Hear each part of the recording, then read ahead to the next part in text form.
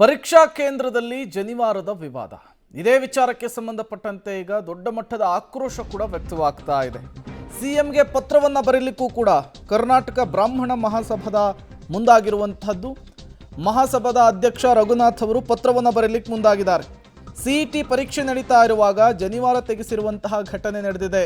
ಇದನ್ನು ನಾವು ಖಂಡಿಸ್ತೇವೆ. ಜನಿವಾರವನ್ನು ತೆಗೆಸಿ ಅಮಾನವೀಯವಾಗಿ ನಡೆದುಕೊಂಡವರು ಕ್ಷಮೆ ಕೇಳಬೇಕು.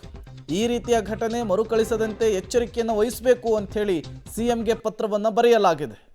ನೀವು ಕೂಡ ಆ ಪತ್ರದ ಪ್ರತಿಯನ್ನು ಗಮನಿಸ್ತಾ ಇದ್ದೀರಿ. ಅಖಿಲ ಕರ್ನಾಟಕ ಬ್ರಾಹ್ಮಣ ಮಹಾಸಭಾದ ಅಧ್ಯಕ್ಷ ಎಸ್ ರಘುನಾಥ್ ಅವರು ಬರೆದಿರುವಂತಹ ಪತ್ರ ಇದು. ಸುದೀರ್ಘವಾದಂತಹ ಪತ್ರವನ್ನು ಬರೆದಿದ್ದಾರೆ. ಇದರಲ್ಲಿ ಯಾರು ಈ ರೀತಿ ನಡೆದುಕೊಂಡಿದ್ದಾರೆ ಅವರು ಕ್ಷಮೆ ಕೇಳಬೇಕು. ಜೊತೆಗೆ ಮುಂದಿನ ದಿನಗಳಲ್ಲಿ ಈ ರೀತಿಯ ಘಟನೆಗಳು ಮರುಕಳಿಸದೇ ಇರುವ ನಿಟ್ಟಿನಲ್ಲಿ ಕ್ರಮ ಆಗಬೇಕು ಅಂಥೇಳಿ ಆಗ್ರಹಿಸಿದ್ದಾರೆ. ಸಿಇಟಿ ಪರೀಕ್ಷೆ ಬರೆಯುತ್ತಿದ್ದಂತಹ ವಿದ್ಯಾರ್ಥಿಗಳನ್ನು ಜನಿವಾರವನ್ನು ತೆಗೆಸಿ ಒಳಗಡೆ ಬಿಟ್ಟಿರುವಂತಹ ಪ್ರಕರಣಕ್ಕೆ ಸಂಬಂಧಪಟ್ಟಂತೆ ಇದೀಗ ವ್ಯಾಪಕ ವಿರೋಧ, ಅದರ ಜೊತೆಗೆ ಆಕ್ರೋಶಗಳು ಕೂಡ ಸ್ಫೋಟ ಆಗ್ತಾ ಇದೆ.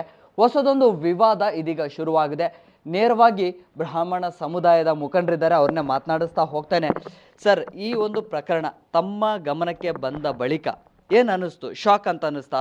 ಈ ರೀತಿಯ ವಿವಾದಗಳು, ಈ ರೀತಿಯ ವರ್ತನೆ ನಡೆದುಕೊಳ್ಳುವಂತಹ ರೀತಿ ಇದು ಟೋಟಲ್ ಆಗಿ ಹೇಳಬೇಕಂದ್ರೆ ಅನಾವಶ್ಯಕ. ಹುಡುಗರು ಪರೀಕ್ಷೆ ಬರೀತಾರೆ, ಅವರಿಗೆ ಪರೀಕ್ಷೆ ಬರೀಲಿಕ್ಕೆ ಅವಕಾಶ ಮಾಡಿಕೊಡ್ಬೇಕು. ಅವರು ಎಕ್ಸಾಮಿನೇಷನ್ ಬರೀಲಿಕ್ಕೆ ಅವ್ರದ್ದೇ ಆದ ಒಂದು ಮೂಡಲ್ಲಿ ಪ್ರಿಪೇರ್ ಆಗಿ ಬಂದಿರ್ತಾರೆ.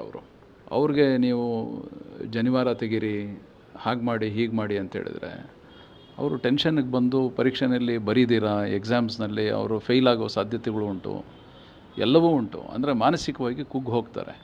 ಹಾಗಾಗಿ ಇದು ಎಲ್ಲೋ ಒಂದು ರೀತಿಯಲ್ಲಿ ಸಿಇಟಿ ಅಧಿಕಾರಿಗಳು ಯಾರು ಇಂಥ ಒಂದು ಆಲೋಚನೆ ಮಾಡಿದ್ದಾರೆ ಅವರು ಯೋಚನೆ ಮಾಡಬೇಕು. ಹುಡುಗರಿಗೆ ಪರೀಕ್ಷೆ ಬರೀಲಿಕ್ಕೆ ಪೂರಕವಾದಂಥ ಒಂದು ವಾತಾವರಣ ನಿರ್ಮಾಣ ಮಾಡಬೇಕು. ಅದು ಬಿಟ್ಟು ಅಲ್ಲಿ ಹುಡುಗರಿಗೆ ಜನಿವಾರ ತೆಗಿ ಅಂತ ಹೇಳಿದ್ರೆ ಅವನಿಗೆ ಭಾಳನೇ ಅದು ಆಕ್ರೋಶ ಆಗುತ್ತೆ. ಅವನಿಗೆ ಆತ್ಮಗೌರವ ಚುಚ್ಚುತ್ತೆ, ಸ್ವಾಭಿಮಾನ ಚುಚ್ಚುತ್ತೆ. ಹಾಗಾಗಿ ಆ ಹುಡುಗನಿಗೆ ತೊಂದರೆ ಆಗಿರುತ್ತೆ. ಇದನ್ನು ನಾವು ತೀವ್ರವಾಗಿ ಖಂಡಿಸ್ತೀವಿ. ಶಿವಮೊಗ್ಗ ಮಾತ್ರ ಅಲ್ಲ, ಬೀದರ್ನಲ್ಲಿ ಕೂಡ ಇಂಥದ್ದೇ ಒಂದು ಘಟನೆ ಆಗಿದೆ. ಅದರ ಜೊತೆಗೆ ಬೆಂಗಳೂರಿನ ಒಂದು ಖಾಸಗಿ ಕಾಲೇಜ್ನಲ್ಲಿ ಕೂಡ ಪರೀಕ್ಷೆಗೆ ಅವಕಾಶವನ್ನು ಕೊಡಲಿಲ್ಲ ಅನ್ನುವಂಥದ್ದು ಕೂಡ. ಸೊ ಎಲ್ಲೆಲ್ಲಿ ಎಷ್ಟು ಪ್ರಕರಣಗಳು ತಮ್ಮ ಗಮನಕ್ಕೆ ಬಂದಿದೆ. ಜೊತೆಗೆ ಅಲ್ಲಿ ಯಾರು ಎಕ್ಸಾಮ್ ಸೆಂಟರಲ್ಲಿ ಯಾರು ಸಿಬ್ಬಂದಿಗಳಿರ್ತಾರೆ ಅವ್ರಿಗೆಲ್ರಿಗೂ ಕೂಡ ಮೊದಲೇ ಮಾಹಿತಿಯನ್ನು ಇರುತ್ತೆ, ಅವರಿಗೆ ಈ ರೀತಿಯಾಗಿ ಪ್ರೋಟೋಕಾಲ್ ಇದೆ ಅನ್ನುವಂಥದ್ದನ್ನು ಕೂಡ ಹೇಳಿರ್ತಾರೆ. ಆದಾಗ್ಯೂ ಕೂಡ ಈ ರೀತಿಯ ವರ್ತನೆಗಳು ಒಟ್ಟು ಇದು ಏನಂತ ಹೇಳಿದ್ರೆ ಹೇಳಬೇಕು ಅಂದರೆ ಇದು ಬ್ರಾಹ್ಮಣ ಸಮುದಾಯದ ಮೇಲೆ ನಡೀತಾ ಇರುವಂಥ ಒಂದು ದೌರ್ಜನ್ಯ.